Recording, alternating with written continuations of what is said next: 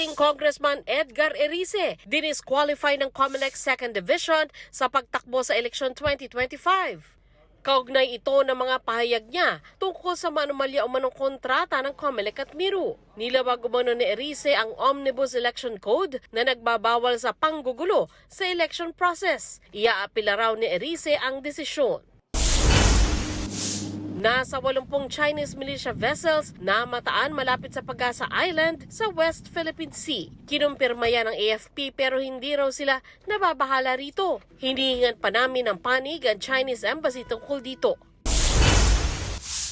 World War II bomb na hukay sa gilid ng dating nayong Pilipino sa Pasay. Pag-aaralan muna ito bago i-dispose. Sandra Aguinaldo nagbabalita para sa GMA Integrated News. Huwag magpahuli sa mga balitang dapat niyong malaman. Mag-subscribe na sa GMA Integrated News sa YouTube.